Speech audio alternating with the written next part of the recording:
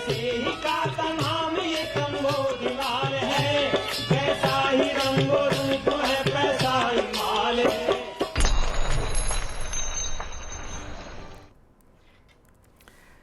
नमस्कार, मैं हूं शुभम शंकरधर। आप देख रहे हैं मनी 9। स्वागत है आपका prime time show money central में। मेरे साथ स्टूडियो में खबरों के विश्लेषण के लिए मनी 9 के एडिटर अंशुमान तिवारी जी आ गए हैं। सर, बहुत स्वागत है आपका। अंशुमान जी से चर्चा शुरू करें उससे पहले आपको बता दें आज कौन सी बड़ी खबरें शामिल की हैं हमने अपने इस शो में। शुरुआत करेंगे मॉनसून की खबर के साथ। मॉनसून आगे बढ़ रहा है, कहां कहां बढ़ रहा है, वितरण कैसा है, किन राज्यों में स्थिति बेहतर है, खराब है, और इसके साथ साथ एक खबर होगी, क्या भारत में आएगा बीटी कॉटन। जी हां, तैयारी है नई किस्म लाने की। क्या तैयारियां हैं, बीटी कॉटन क्या भारत आ पाएगा, इसको हम समझेंगे। कानूनी दायरे में आने लगे गिग वर्कर। पिछली सरकार में राजस्थान में कुछ काम हुआ इस पर, अब कर्नाटक आगे आया है। क्या कानून आ रहे हैं गिग वर्कर्स के लिए? कानून बहुत जरूरी है, इस पर हम कई बार पहले भी चर्चा कर चुके हैं, इसको समझेंगे। क्या मसौदा सामने आया है? पढ़ाई से ज्यादा शादियों पर खर्च कर रहे भारतीय परिवार। देखिए कितनी अजीब सी स्थिति है। बच्चे को पढ़ाओ मत पढ़ाओ, शादी पे पूरा खर्च उठाओ, ऐसी स्थिति है। अमेरिका की रिसर्च फर्म जेफरीज ने स्टडी दी है, काफी रोचक स्टडी है, इसको समझेंगे, बताएंगे, और भारतीय परिवारों के खर्च करने का जो व्यवहार है, जो तरीका है, जो नजरिया है, उसको समझने की कोशिश करेंगे। फिर बड़ी खबरों का सिलसिला शुरू होगा। पहली बड़ी खबर, चुनावी बॉन्ड में कहां से आ गया टैक्स का मसला। चुनावी बॉन्ड में अब चुनावी चंदा देने, बॉन्ड के थ्रू चुनाव में जिन लोगों ने चंदा दिया उनको टैक्स के नोटिसेज मिल रहे हैं। क्यों मिल रहे हैं, क्या मसला है, ये जानेंगे।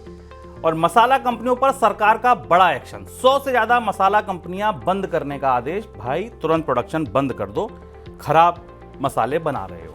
क्या कहा गया, क्या एक्शन हुआ, कौन कंपनियां, ये जानेंगे। और भारतीय कंपनियों पर प्रतिबंधों की तैयारी कहिए या कहिए आशंका कह लीजिए। अमेरिका की तरफ से एक बयान दिया गया। बयान ऐसा पहले भी दिया गया था कि रूस के साथ व्यापार किया, सस्ता तेल खरीदा, तो सीधी सी बात है भारतीय कंपनियों को प्रतिबंध का खामियाजा भुगतना पड़ सकता है। बात दोबारा दोहराई गई है। अब क्या संकेत हैं, कैसे प्रतिबंध लग सकते हैं, क्या असर होगा उन पर, और सस्ते तेल पर भी स्थिति स्पष्ट की है अमेरिका ने। ये खबर भी खासा महत्वपूर्ण है, आज की दिन की सबसे बड़ी खबरों में शामिल है। इसके बाद 4-5 खबरें झटपट में भी हैं, वो भी काफ़ी अहम है। तो हफ्ते के पहले दिन का मनी सेंट्रल काफ़ी काम का, काफ़ी जानकारियों को सहेजे हुए है। शुरुआत मॉनसून के साथ। मॉनसून सीजन आधिकारिक तौर पर 1/4 खत्म हो गया और अब तक बीते समय में देश भर में औसत के मुकाबले 11% कम बरसात हुई है। मौसम विभाग के मुताबिक 1 जून से 30 जून के दौरान देश भर में औसतन 147.2 मिलीमीटर बरसात हुई है। सामान्य तौर पर कितनी होनी चाहिए थी? 165.3 मिलीमीटर। इस दौरान देश के 36 मौसम सब डिवीज़न में से 14 सब डिवीज़न ऐसे रहे जहां पर औसत से कम, और 2 सब डिवीज़न ऐसे रहे जहां बहुत कम बरसात हुई। सर, क्षेत्रीय वितरण क्या है राज्यवार, वो आप समझा दीजिए। मानसून की तस्वीर जून के अंत तक थोड़ी राहत देने वाली है, पर चिंता दूर नहीं हुई है। पहली चीज़ तो ये कि जो सामान्य का दावा था वो मानसून अभी तक जून के अंत तक सामान्य नहीं हुआ है। हालांकि अगर इस नक्शे में आप देखें तो जो नीली धाराएं बराबर आपको दिखाते हैं, उन्होंने भारत के अधिकांश हिस्से को कवर कर लिया है। मानसून तकनीकी तौर पर अब पश्चिम के कुछ हिस्सों में, पंजाब और राजस्थान के कुछ हिस्सों को छोड़ दिया जाए तो अधिकांश भारत पर फैल गया है और अधिकांश भारत पर इसका प्रसार हो गया है। ये मानसून का आधिकारिक मानचित्र है जो मानसून के एडवांसमेंट को दिखाता है। पर जब इसके भीतर हम जाकर देखते हैं और आंकड़े में दिखाई देते हैं तो ऐसा दिखाई दे रहा है कि अभी भी भारत में करीब 11% का डेफिसिट है। जून में खरीफ की बुआई बिल्कुल शुरुआत होने का समय है, शुरुआत हो चुका है कई इलाकों में, लेकिन अभी भी 11% का डेफिसिट है। यानी मानसून सामान्य तो नहीं है। असामान्य इन परिस्थितियों में है कि देश के कई हिस्सों में कुछ घंटों में, कुछ दिन के कुछ हिस्सों में इतनी तेज बारिश हुई है कि वहां पर असामान्य रूप से बाढ़ जैसी स्थितियां बनी हैं, जिसका अपना एक अलग नुकसान है। दूसरी महत्वपूर्ण बात है कि क्षेत्रीय वितरण के तौर पर, खासतौर पर खरीफ की बुवाई के संदर्भ में समझना जरूरी है कि भारत का में अब 2 तरीके के हिस्से इस साल मानसून में दिख रहे हैं। एक ऐसे हिस्से हैं जो 50% सरप्लस में है और दूसरे ऐसे हिस्से हैं जो 50% से ज़्यादा डेफिसिट में है। तो 50% सरप्लस वाले हिस्से आंध्र प्रदेश और तमिलनाडु हैं, ऐसे स्टेट्स हैं जहां रेन थोड़ी सरप्लस में है। हालांकि रिजर्वायर की स्थिति अभी अच्छी नहीं है, वहां जलाशयों में पानी की कमी है, लेकिन बिहार और झारखंड 50% डेफिसिट में है। वहां पर मानसून का कवरेज होने के बाद भी इन राज्यों में वर्षा का औसत पिछले साल की तुलना में 50% डेफिसिट में है। इसके अलावा उत्तर भारत के, उत्तर प्रदेश के भी कई हिस्सों में हालांकि बारिश, मानसून की बारिश हुई है, लेकिन डेफिसिट या जो नुकसान है वो पूरा नहीं हो पाया है।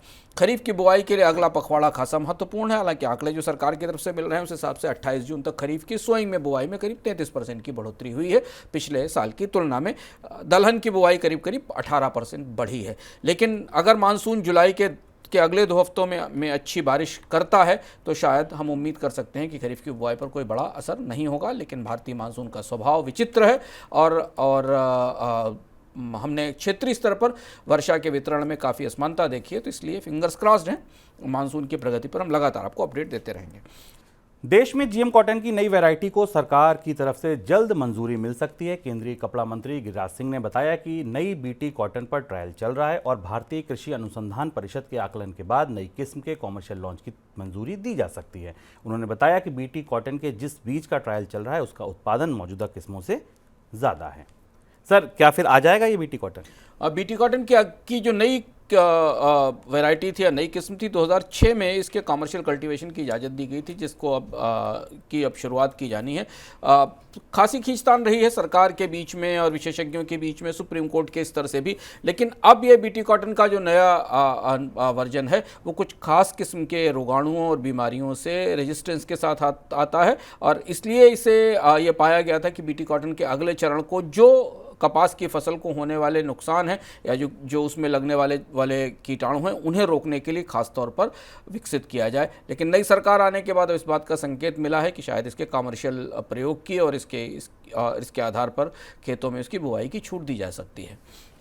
देश में रोजगार के मोर्चे पर निराशाजनक खबर सामने आई है। Ministry of statistics and programme implementation की रिपोर्ट के मुताबिक साल 23-24 में कर्मचारी भविष्य निधि संगठन यानी ईपीएफओ नए सदस्यों की संख्या 4% कम जोड़ पाया। कुल 1 करोड़ 9 लाख लोग जुड़े।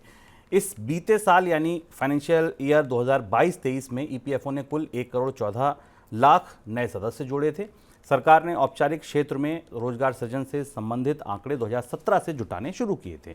इसके तहत जिन 3 प्रमुख योजनाओं से जुड़े सदस्यों की संख्या का आकलन किया जाता है, उपयोग किया जाता है, जोड़ा जाता है, उनमें ईपीएफओ है, ईएसआईसी है यानी कर्मचारी राज्य बीमा निगम और एनपीएस है, राष्ट्रीय पेंशन योजना। सर, ये गिरावट क्या बता रही है? अब हमारे पास औपचारिक रूप से नौकरियों का अधिकृत सरकारी डाटा पूरे साल का आ गया। अगर आपको चुनाव के दौरान इकोनॉमिकम याद हो, जिसमें हमने आपको बताया था कि इस चुनाव के फैसलों पर, नतीजों पर एक बड़ा असर रोजगार के आंकड़ों का भी पड़ा और खासतौर से संगठित क्षेत्र में नौकरियों का भी पड़ा, तो वो आंकड़ा भी यहाँ से पुष्ट होता दिखाई देता है। हमने उसमें विस्तार से बताया था इस मामले में कि संगठित क्षेत्र में नौकरियों में कमी आई है। यह आंकड़ा बता रहा है कि 2023-24 में अधिकृत रूप से जहां पर संगठित नौकरियों का हिसाब किया जाता है उसमें कमी आई है। और इस कमी को हम ऐसे समझ सकते हैं कि जिन नौकरियों का नुकसान कोविड के दौरान हुआ था 2019-20 में, 2020-21 और 21-22 में, उनकी वापसी नहीं हुई। यानी जो रिकवरी हमें इकोनॉमी में दिखाई दी, जो अर्थव्यवस्था में दिखाई दी, सरकार की तरफ से तमाम दावे किए गए, वैसा हमें कहीं नहीं दिखाई दिया। जिन 3 स्कीमों से आंकड़े जुटाए गए वो तीनों स्कीमें ये बताती हैं कि कितने लोगों ने आधिकारिक रूप से नौकरी ज्वाइन की, उनके प्रोविडेंट फंड कटना शुरू हुए या उन्होंने पेंशन में भागीदारी दी। तो जो नए मेंबर्स का एडिशन है वो संगठित क्षेत्र की नौकरियों की बड़ी चुनौती बता रहा है। और भारतीय अर्थव्यवस्था के लिए पिछला 1 साल विकास दर के लिहाज से बेहतर रहा था। सरकार की तरफ से बजट खर्च में बढ़ोतरी भी हुई थी, लेकिन उसके बाद भी थोड़ी बहुत जो संगठित नौकरियां हैं उनकी परिस्थिति में कोई सुधार नहीं हुआ है। ग्राहकों की सुविधा के मामले में सार्वजनिक क्षेत्र के बैंकों यानी पीएसबी के ढर्रे में सुधार आता नहीं दिख रहा है। सरकार लेन देन के लिए यूपीआई को प्रोत्साहित कर रही है। दूसरी ओर सरकारी बैंक यूपीआई ट्रांजैक्शन यानी पेमेंट फेल होने के मामले पर अंकुश नहीं लगा पा रहे हैं। नेशनल पेमेंट कॉरपोरेशन यानी एनपीसीआई की रिपोर्ट से पता चला कि यूपीआई ट्रांजैक्शन फेल होने के मामले में निजी क्षेत्र के बैंकों की तुलना में सरकारी बैंक फिसड्डी हैं। सर, इस रिपोर्ट में और क्या बताया गया? सरकारी बैंकों की वही पुरानी समस्या एनपीसीआई की रिपोर्ट ये बता रही है कि अगर आप यूपीआई का इस्तेमाल कर रहे हैं, जिसका बढ़ावा सरकार सबसे ज़्यादा देती है, उसको सरकारी बैंक लागू कर पाने में सबसे ज़्यादा मुश्किल महसूस कर रहे हैं। यदि आपने यूपीआई किया और किसी सरकारी बैंक के अपने खाते का इस्तेमाल किया है तो इस बात की आशंका और संभावना है कि आपका यूपीआई पेमेंट फेल्योर दिखाएगा। जिन 3 बैंकों की स्थिति सबसे ज़्यादा खराब पाई गई उसमें एक निजी बैंक भी है, बंधन बैंक भी है, लेकिन central bank bank of India और बैंक ऑफ महाराष्ट्र दो ऐसे बैंक हैं जिनके ग्राहकों की सबसे ज़्यादा शिकायतें हैं कि उनके यूपीआई पेमेंट्स फेल हो जाते हैं, असफल हो जाते हैं। जबकि जो प्राइवेट बैंक्स हैं उनकी परिस्थिति थोड़ी सी बेहतर है। असफलता का आकलन इस हिसाब से किया जाता है कि अगर 1% से ज़्यादा डिक्लाइन यूपीआई सिस्टम से आता है किसी पेमेंट के लिए, तो उस सिस्टम को या उस बैंक को गुणवत्ता के पैमानों पर कमज़ोर पाया जाता है। प्राइवेट बैंक्स में HDFC axis, ICICI, yes bank और आईडीएफसी फर्स्ट के पास टेक्निकल एरर सबसे कम थी, यानी इनके साथ यूपीआई का इस्तेमाल करने वाले लोगों के पेमेंट्स फेल नहीं हुए थे। और यहाँ फिर वही चुनौती है, देखिए फिनटेक स्पेस में इतना सब बदलाव होने के बाद सरकारी बैंकों के पास मौका था कि वो अपने आईटी सिस्टम्स को बेहतर कर सकें। यूपीआई की पूरी रिवॉल्यूशन या पूरी क्रांति जो पिछले 4-5 साल में हमने देखी है, उसमें फिर निजी बैंक आगे आकर खड़े हो गए हैं, सरकारी बैंक इसमें पिछड़ रहे हैं, ये हमें दिखता है।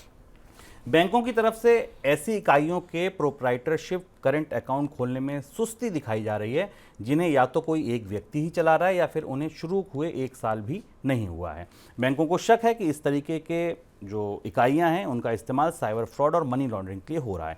ऐसे में इनके करंट अकाउंट या तो खोले नहीं जा रहे या फिर खोलने में सुस्ती दिखाई जा रही। सर, क्या शक है इन खातों पर?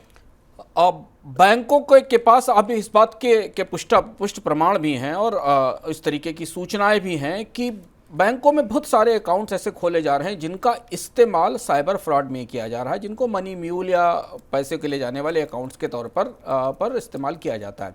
जैसे कि आपको कोई साइबर फ्रॉड के लिए फ़ोन आता है और अगर आप किसी पैसे का ट्रांसफ़र मांगा जाता है और आप उस फ्रॉड में फंस जाते हैं, तो जो अकाउंट नंबर आपको दिया जाता है वो ऐसा ही कोई अकाउंट होगा जो किसी प्रोप्राइटरी फर्म के नाम पर होगा या इंडिविजुअल करंट अकाउंट्स होगा। 2 ऐसे अकाउंट्स पूरे सिस्टम में पाए गए हैं। या तो कोई सोल प्रोप्राइटरशिप फर्म होती है जो अपने नाम से करंट अकाउंट खोल लेती है या सेविंग्स अकाउंट खोलती है और इनका इस्तेमाल उस अवैध पैसे को हासिल करने में किया जाता है जो लोगों को साइबर फ्रॉड के जरिए चूना लगाकर इकट्ठा किया जाता है। इसके अलावा इनका इस्तेमाल मनी लॉन्ड्रिंग में भी, अवैध ढंग से पैसे को इधर से उधर पहुंचाने में भी और बहुत सारे पेमेंट सिस्टम्स में किया जा रहा है। और इसलिए भारत में अब बैंक अकाउंट्स के जरिए जो अवैध फ्रॉड हो रहे हैं उनकी संख्या में बढ़ोतरी हो रही।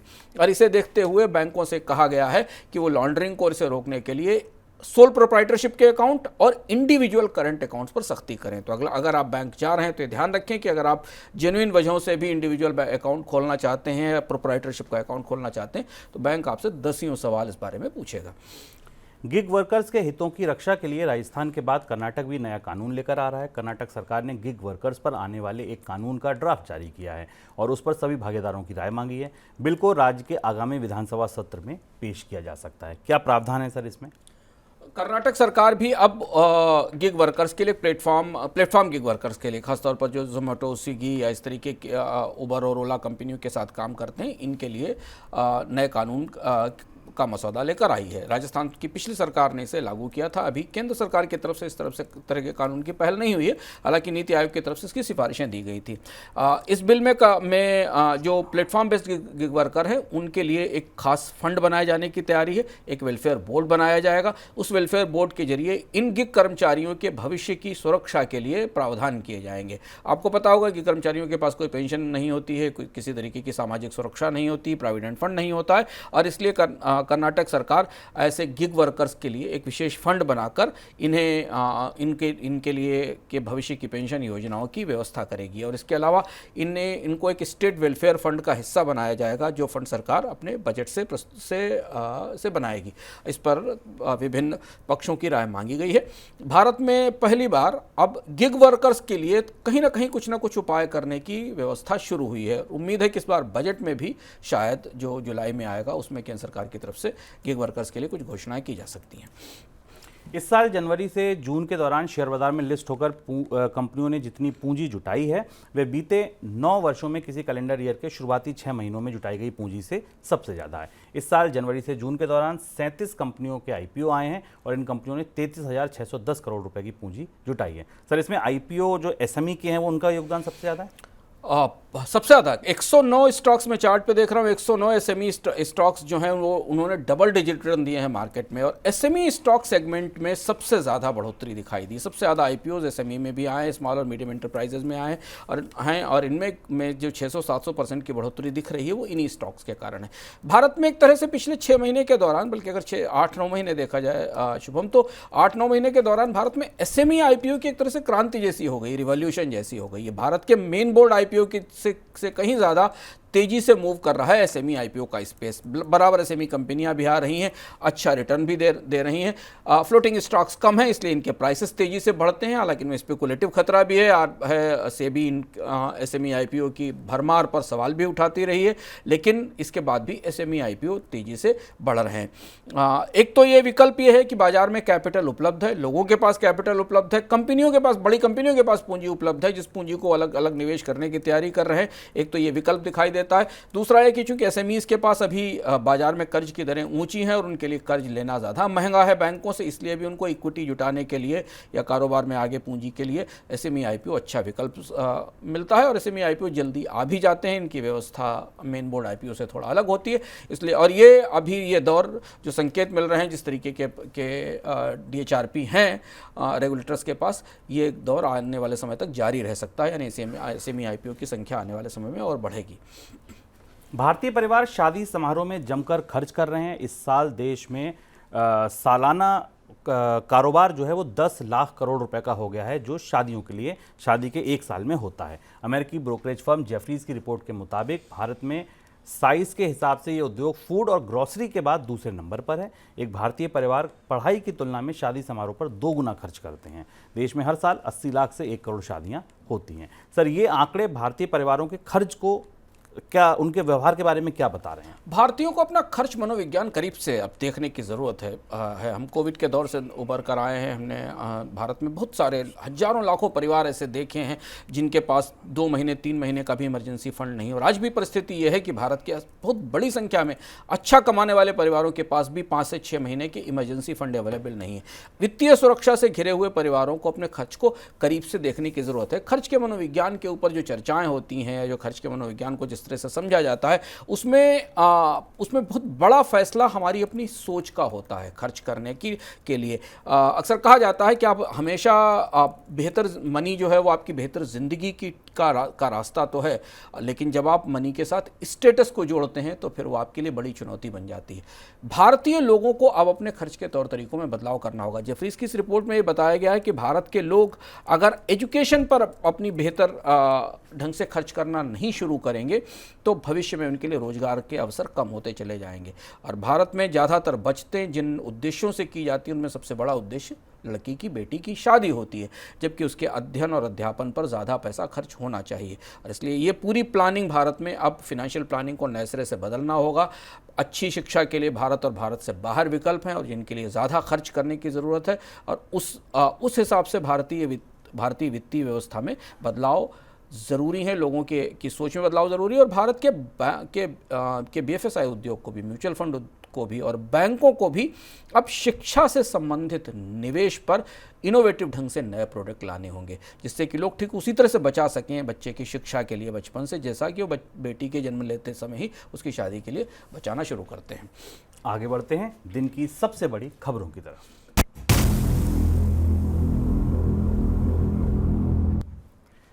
इलेक्टोरल बॉन्ड्स के जरिए राजनीतिक दलों को चंदा देने वालों को आयकर विभाग की पूछताछ का सामना करना पड़ रहा है। सुप्रीम कोर्ट ने इस साल फरवरी में ही इलेक्टोरल बॉन्ड्स पर रोक लगा दी, लेकिन तब तक करीब 1300 इकाइयां इनके जरिए राजनीतिक चंदा दे चुकी थी। इन सभी कंपनियों को अब आयकर के नोटिस मिल रहे हैं। सर, ये मामला क्या है? ये मामला कैसे बन गया टैक्स का? देखिए, ये होना लाजिमी था और सरकार अब लौटी है, पता नहीं वो इलेक्ट्रल बॉन्ड को लेकर क्या करेगी। लेकिन सुप्रीम कोर्ट के फैसले के बाद अब ये बात स्पष्ट थी कि इन कंपनियों को इनकम टैक्स के नोटिस जाने चाहिए थे, और सुप्रीम कोर्ट के फैसले का असर हमें आयकर विभाग की व्यवस्था पर दिखाई दे रहा है। करीब 1300 एंटिटीज ऐसी थी, कंपनियां या व्यक्ति थे जिन्होंने इलेक्ट्रल बॉन्ड खरीदे थे राजनीतिक चंदे देने के लिए, जिस पर खासा विवाद हुआ था। टैक्स अथॉरिटी, और इसके बदले इन्होंने टैक्स के डिडक्शंस क्लेम किए थे, टैक्स की छूट क्लेम की गई थी क्योंकि इलेक्ट्रल बॉन्ड का जो कानून जिसे सुप्रीम कोर्ट ने अवैध घोषित किया, उसके तहत कंपनियों को ये टैक्स छूट उपलब्ध कराई गई थी। अब जबकि पूरी स्कीम ही इनवैलिड और अवैध घोषित हो गई, सुप्रीम कोर्ट की तरफ से इसे खत्म कर दिया गया और इसके बाद इसकी जानकारियां मांगी गई, तो इनकम टैक्स डिपार्टमेंट ने अब इलेक्टोरल बॉन्ड देने वाली कंपनियों को टैक्स के नोटिस भेजने शुरू कर दिए हैं। इनमें Infosys, mega engineering, Aditya Birla, JSW, इन तमाम कंपनियों के नाम आपने इलेक्टोरल बॉन्ड पर चर्चा के दौरान सुने होंगे। इसमें भारतीय एयरटेल भी है, इसमें ल्यूपिन भी है, इसमें एलेम्बिक फार्मा भी है। इन कंपनियों को अब इनकम टैक्स के नोटिस जाना शुरू हुए हैं। सुप्रीम कोर्ट ने के इस फैसले के बाद अब सरकार को इस मामले में कहीं ना कहीं दखल देना पड़ेगा, क्योंकि कंपनियों ने इस बड़े डोनेशन पर जो डिडक्शन क्लेम किया है उसकी वसूली उनसे की जाएगी। क्या सरकार फिनांस बिल में कोई बदलाव करेगी इसको लेकर, या इन नोटिस को रोका जाएगा, या बाद में पता चलेगा। पर स्कीम के बंद होने के बाद इनकम टैक्स डिपार्टमेंट अब कंपनियों से इस चंदे पर टैक्स वसूलने की तैयारी में लग गया है। फूड रेगुलेटर FSSAI ने करीब 111 मसाला कंपनियों के लाइसेंस रद्द कर दिए। जिन कंपनियों के लाइसेंस रद्द हुए हैं उन्हें तुरंत प्रभाव से मसाला उत्पादन बंद करने के लिए कहा गया है। जिन कंपनियों के लाइसेंस रद्द हुए हैं उनमें अधिकतर केरल और तमिलनाडु की भारत से एक्सपोर्ट हुए मसालों की क्वालिटी पर विदेशों से उठे सवाल के बाद FSSAI ने मसाला कंपनियों की जांच की थी। उस जांच के बाद 111 मसाला कंपनियों के खिलाफ ये कार्रवाई हुई है। सर, पाया क्या गया जांच में? देखिए, हम आपसे बार बार ये कहते थे कि भारतीय मसालों की गुणवत्ता को लेकर विदेश से उठ रहे सवाल सही हैं, और शुरुआत में उन्हें नकारा जा रहा था, ये दावा किया जा रहा था कि ठीक नहीं है। सरकार पर दबाव बना, किरकिरी हुई, दुनिया के कई देशों से कंसाइनमेंट वापस हुए, भारतीय मसालों पर प्रतिबंध लगाया गया और उसके बाद सरकार को जांच करना पड़ा।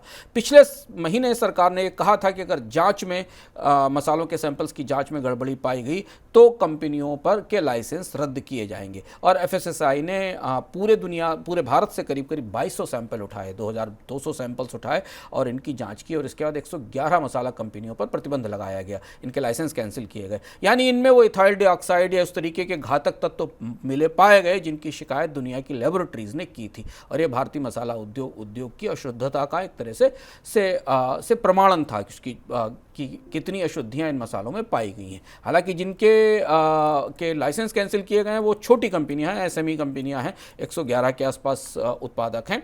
बड़ी कंपनियों पर अभी कार्रवाई नहीं हुई जो बड़े ब्रांड्स हैं, लेकिन ये माना जा रहा है कि बड़े ब्रांड्स पर भी आने वाले समय में कार्रवाई हो सकती है, क्योंकि ये पूरी मसाले की जो आपूर्ति की सप्लाई चेन है, उस सप्लाई चेन में खासी अशुद्धियां और मिलावट पाई गई है। लेकिन सरकार को इसके बात पर मजबूर होना पड़ा है। प्रतिबंध के बावजूद रूस के साथ कारोबार करने वाली भारतीय कंपनियों को अमेरिका ने आगाह किया है। एक निजी समाचार पत्र को दिए इंटरव्यू में भारत में अमेरिका के राजदूत ने कहा है कि उन सभी भारतीय कंपनियों को परिणाम भुगतने होंगे जिन्होंने प्रतिबंधों के बावजूद रूस के साथ कारोबार किया है। अमेरिकी राजदूत ने कहा कि रूस के साथ कारोबार करने वाली कंपनियों को उस समय परिणाम भुगतने होंगे जब वे अमेरिका, यूरोप और उनके सहयोगी देशों के साथ कारोबार करेंगी। सर, क्या असर डाल सकते हैं ये प्रतिबंध कंपनियों पर? अमेरिका की तरफ से रूस के साथ कारोबार करने वाले प्रतिबंध को लेकर कुछ स्थितियां स्पष्ट की गई हैं जो जानना जरूरी है, और एक महत्वपूर्ण घटनाक्रम है। वे कंपनियां जो रूस के साथ कारोबार कर रही हैं एनर्जी से बाहर, उन पर प्रतिबंध लगाए जा सकते हैं। पिछले महीने ऐसी घटना हो चुकी है। बैंगलोर की एक कंपनी है SI2 माइक्रो सिस्टम्स, उसके ऊपर जापान ने प्रतिबंध लगाया था और ये आरोप था कि ये कंपनी डिज़ाइन और software systems, electronics equipments provide कर रही है रूस को, जो कि प्रतिबंधों के दायरे में आते हैं और प्रतिबंधों का उल्लंघन करते हैं। अमेरिका की तरफ से इस वजह से स्पष्ट रूप से अब यह कह दिया गया है कि ऐसी भारतीय कंपनियां जो कहीं ना कहीं रूस से कारोबार में संबंधित हैं और उन्हें दुनिया के अन्य बाजारों में अगर कारोबार करना होगा तो उन्हें प्रतिबंध लगाना होगा। यह पहली बार ऐसा हुआ जब खुलकर अमेरिका की तरफ से भारतीय कंपनियों की तरफ इशारा किया गया, यह स्पष्ट रूप से ये कहा गया है। इसमें इलेक्ट्रॉनिक, सॉफ्टवेयर और कई तरह की कंपनियां शामिल हो सकती हैं। सर, अमेरिका ने सस्ते क्रूड की जो पूरी बातचीत थी, जो सस्ता क्रूड आ रहा था रूस से भारत में, उसको लेकर भी कुछ? हाँ, ये टिप्पणी ज़्यादा महत्वपूर्ण है। अमेरिकी राजदूत ने अपने बयान में, अपनी बातचीत में ये भी कहा कि एनर्जी को लेकर भारत रूस से जो तेल खरीद रहा है, इसे लेकर अमेरिका को बड़ी आपत्ति नहीं है, और ये कहा है कि तेल दुनिया के लिए ज़रूरी उत्पाद है और ज़रूरी सेवा और सुविधा है। दूसरी चीज़ ये कि प्रतिबंध लगाने वाले सारे देशों ने मिलकर एक प्राइस का बैंड तय किया है। उस प्राइस बैंड पर रूस अपना तेल पूरी दुनिया को निर्यात कर सकता है, और उस प्राइस बैंड की सीमा के भीतर तेल खरीदने पर कहीं कोई आपत्ति नहीं और सैंक्शन की कोई गुंजाइश नहीं बनती है। लेकिन इससे अलग अगर कंपनियां भारतीय कंपनियां प्रतिबंधों का उल्लंघन करती पाई गई तो उन पर सख्ती होगी, उन पर कार्रवाई होगी। तो कम से कम ये राहत मान सकते हैं कि ऑयल जो एक इम्पॉर्टेंट कमोडिटी है, वो उसके जो सौदे अभी भारत और रूस के बीच में चल रहे हैं ये प्रतिबंध से बाहर रहेंगे, प्रोवाइडेड ये प्रतिबंध के तहत जो मूल्य सीमा तय की गई है उस स्तर से ऊपर की खरीद ना की जाए। आगे बढ़ते हैं झटपट खबरों की तरफ।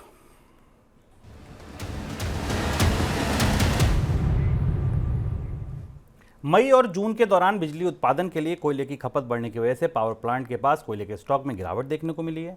28 जून तक देश में करीब 184 पावर प्लांट ऐसे हैं जिसमें कोयले का कुल स्टॉक सामान्य के मुकाबले 66% दर्ज किया गया है। इंपोर्टेड कोयले से चलने वाले पावर प्लांट के पास स्टॉक की स्थिति और खराब है, उनके पास तो सामान्य के मुकाबले 47% स्टॉक ही बचा है। अब जल्दी आपको सीएनजी के पंप पर गाड़ियों की लाइन में बाइक भी नजर आएंगी। देश की दिग्गज two wheeler company Bajaj auto ने दुनिया की पहली सीएनजी बाइक लॉन्च करने की तैयारी पूरी कर ली है। कंपनी ने संकेत दिए हैं कि यह बाइक इसी सप्ताह में लॉन्च की जा सकती है। हालांकि अभी इसके बारे में कंपनी कोई खुलासा नहीं किया है, लेकिन माना यह जा रहा है कि 100 से 150 सीसी के सेगमेंट में यह बाइक होगी और ये ड्यूअल फ्यूल पर चलने वाली बाइक होगी। देश की अर्थव्यवस्था से जुड़े बड़े आंकड़ों को जुटाने और उनका विश्लेषण करने की प्रक्रिया में सरकार बड़ा बदलाव करने जा रही है। इसके लिए 26 सदस्यों की कमेटी का गठन किया गया है जो सरकार को इस पर राय देगी। भारत में अर्थव्यवस्था से जुड़े आंकड़ों पर कई वैश्विक एजेंसियां कई बार सवाल उठा चुकी हैं। इसको देखते हुए सरकार ने यह कदम उठाने का फैसला किया है। देश में मैन्युफैक्चरिंग को बढ़ावा देने के लिए सरकार जिन सेक्टर्स को पीएलआई योजना के तहत इंसेंटिव दे रही है उन सभी सेक्टर्स के विदेशी एक्सपर्ट के लिए वीज़ा नियमों में ढील दी जाएगी। पहले ये खबर थी कि सरकार चीन के एक्सपर्ट के लिए वीज़ा नियमों में ढील देगी, लेकिन पीयूष गोयल वाणिज्य मंत्री हैं जो उनका कहना है कि सभी देशों के एक्सपर्ट के लिए वीज़ा नियमों में ढील मिलेगी। शेयर बाजार में छोटे निवेशकों की भागीदारी को बढ़ाने के लिए कैपिटल मार्केट रेगुलेटर सेबी ने बेसिक सर्विस डीमेट अकाउंट की लिमिट को बढ़ाकर 10 लाख रुपए कर दिया है। पहले ये लिमिट 2 लाख रुपए की थी। रेगुलर डीमेट खाते के शुल्क का बोझ कम करने के लिए सेबी ने 2012 में छोटे निवेशकों के लिए बेसिक डीमेट अकाउंट की शुरुआत की थी। सर, कोई टिप्पणी आपकी? झटपट खबरों में महत्वपूर्ण खबर भारत में मैक्रो इकोनॉमिक आंकड़ों को लेकर है। रिजर्व बैंक भी सरकार से मांग कर रहा है कि भारत में आर्थिक आंकड़ों के तौर तरीके में बदलाव किया जाए और ग्लोबल स्टैंडर्ड्स को अपनाया जाए। तो इसलिए सबसे बड़ी निगाहें इस बात पर रहेंगी कि नई जो कमेटी बन रही है वो भारत के मैक्रो इकोनॉमिक या भारत की अर्थव्यवस्था के आंकड़ों में किस तरीके के बदलाव की तैयारी करेगी, क्योंकि इसके बाद पूरी दुनिया के निवेशकों की और एजेंसियों की निगाहें भारत के आर्थिक आंकड़ों पर होंगी जिनको लेकर बराबर सवाल उठते रहे हैं। और दूसरा महत्वपूर्ण बात जो हम लगातार कह रहे थे कि भारत चीन को लेकर अब उदारता बरत रहा है। चीन से आने वाले निवेश की संभावनाओं को देखते हुए नियमों को उदार करने की तैयारी की जा रही है। भारत में कई कंपनियां चीन के इंजीनियरों को भारत में आने के लिए वीज़ा नियमों में छूट की मांग कर रही हैं। चूँकि आरोप चीन को लेकर ज़्यादा लगे थे और कहा था अकेले चीन के लिए किया जाएगा, तो सरकार ने इसे बाकी कंपनियों के लिए भी शामिल किया। लेकिन खासतौर पर जो सबसे ज़्यादा मांग हो रही है भारत में वो चीन की उन कंपनियों की तरफ से हो रही जिन्होंने इलेक्ट्रॉनिक्स में, कंस्ट्रक्शन में और बाकी ऑटोमोबाइल उद्योगों में निवेश कर रखा है। ये था हमारा आज का मनी सेंट्रल। कल फिर आएंगे नए संस्करण के साथ। तब तक के लिए आप बने रहिए मनी 9 के साथ। नमस्कार।